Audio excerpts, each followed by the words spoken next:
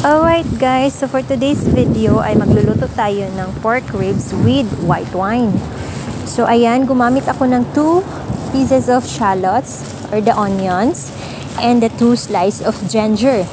So stir fry ko lang siya hanggang mag-color brown siya or ma-smell mo na yung aroma ng garlic, ay ng onion at saka ng ginger. So ayan ang ating pork na ating gagamitin. Ayan, at nahugasan ko na ang aking pork, so pwede na nating ilagay. So ayan, ilagay na natin ang ating pork kasi mabango na po ang ating onion at ang ating ginger. So ilagay lang siya lahat.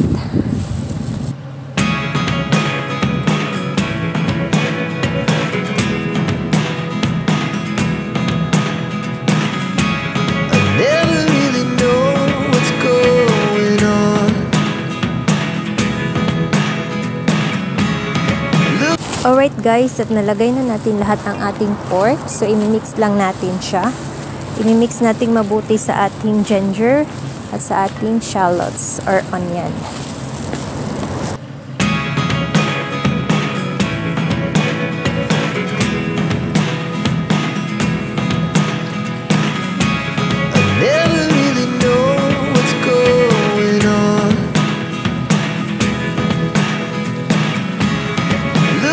Sometimes like all you want to do is run. Hear me out, hear me out. It's all the things you never show.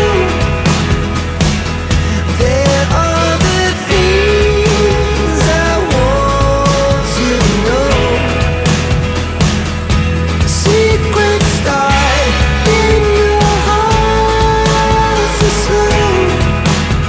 Alright guys, so this time ay pwede na nating ilagay ang ating white wine. So gumamit ako ng 1 cup of white wine. And then i-mix lang natin guys para mahalo siya sa ating pork ribs.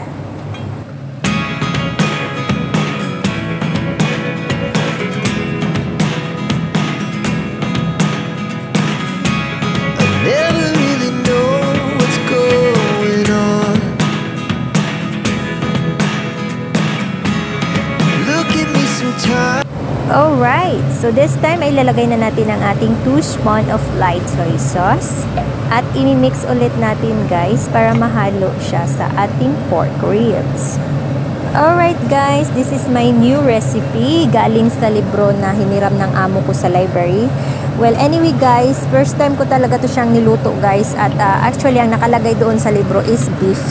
Kaso lang hindi man ako kumakain ng beef, so ang ginamit namin is pork ribs. So ayan, ito na nga siya guys. So, it's easy recipe lang siya guys at madali lang hanapin yung mga ingredients na gagamitin niya.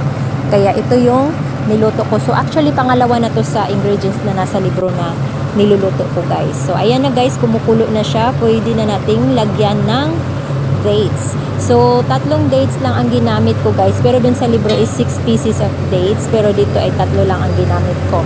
So, ilagay mo lang yung dates sa kumukulong pork ribs na yan. At pagkatapos nyan, ay pwede na natin siyang lagyan ng water. So, gumamit ako ng 3 cups of water. 3 cups lang talaga ang ginamit ko hanggang naluto siya, guys. So, ayan. 3 cups lang yan siya, guys. Alright guys, i-arrange lang natin para pantay-pantay ang pagkaluto ng ating pork ribs. So, nalagay na natin ang ating wine, ang ating light soy sauce, ating red dates, and the water. So, pwede na natin siyang takpan guys and leave it na mag-boiled siya. Alright? Alright guys, while waiting na kumukulo ang ating niluluto, so ipapakita ko sa inyo ang ibang sangkap. So, gagamit ako ng cheese nuts and the ginkgo nuts. So, ayan na nga guys ang isa sa mga sangkap na ginagamit ko. So, a while ago, pwede na nating buksan dahil kumukulo na siya. So, tignan natin ang ating nilulutong pork ribs. So, ayan na nga guys at kumukulo na siya. So, ayan, pwede na nating ilagay ang ating cheese nuts and ang ating ginkgo nuts.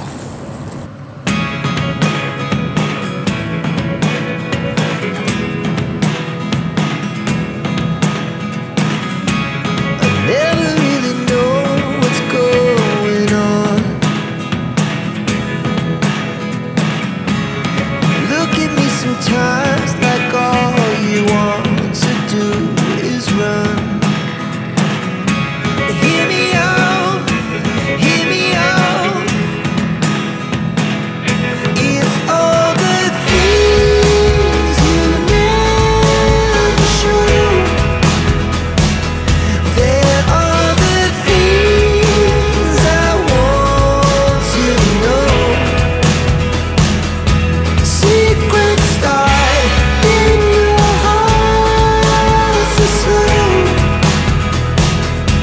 But if you don't wanna tell me now, I guess I'll never know. Alright guys, at nalinis na natin ang ating white radish at saka ang ating carrots. So gumamit ako ng 1 radish guys and 1 carrots only. So ayan na guys, at pwede na natin yan siyang ilagay sa ating kumukulong ribs. So let's go, let's open it. So ayan, kumukulo na ang ating nilulutong pork ribs. So diba? O diba? Kumukulo na siya. So pwede na nating ilagay ang ating carrots at saka ang ating white radish. So just put it all.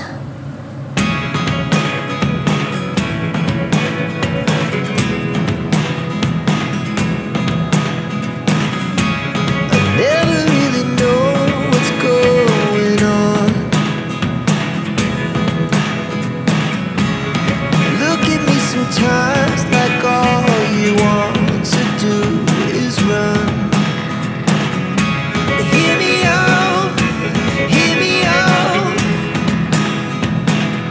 It's all the things you never show.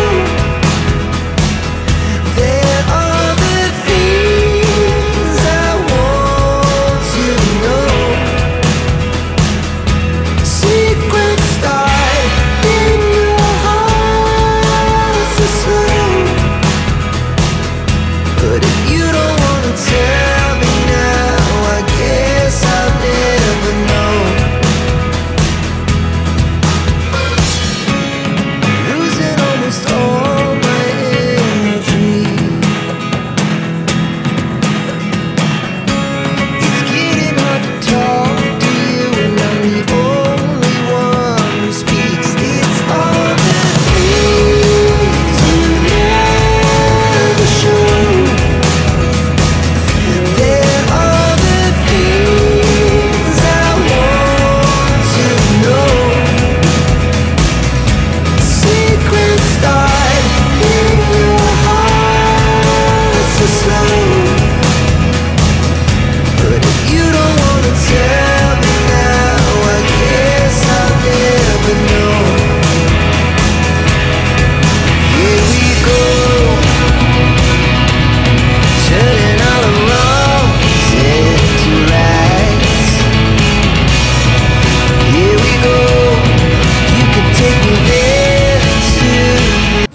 Alright, finally, it's almost done. So, before that, ay lalagyan ulit natin siya ng 1 tablespoon of light soy sauce. So, ito na yung pang last na seasoning na nilagay ko para magkaroon talaga siya ng masarap na lasa. Kasi tinikman ko siya kanina guys, is kulang talaga siya ng alat. But, this time guys, ayokong gumamit ng salt. Gusto ko lang gamitin is yung light soy sauce, white wines, and that's it. So, as you can see guys, medyo nadurog na ang ating red dates. Nadurog siya. So, tatanggalin ko lang siya para mamaya ibalik ko ulit. So, ayan sa nakikita nyo guys is lutong-luto na po ang ating cheese nut and carrots and the white radish. At yung pork natin guys ay sobrang sarap dahil malambot na siya guys. Kasi yung ganito kasing klase ng pat ay madali lang lumambot ang mga mga karne like pork, beef. Dito ko siya niluluto guys pag madalian lang siya. So ayan na nga guys, hinalo-halo ko lang siya para magpantay yung lasa ng ating light soy sauce. But anyway guys, it's almost done.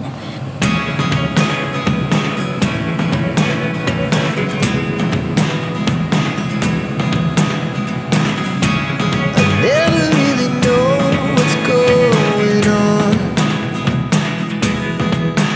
Alright guys, finally it's done. So ito na ang ating finished product sa ating pork ribs with white wine. So ayan na nga guys, if you like this video, please leave a comment and reaction below. So sa hindi pa nakasubscribe sa aking channel, please don't forget to like and subscribe to my channel and hit the notification bell icon below so you'll be updated on my upcoming videos. So thank you guys, thank you sa lahat ng sumusuporta sa akin. God bless everyone. Ciao. Everything we were don't make us who we are. So I'll dream and until I make it real, and all I see is stars.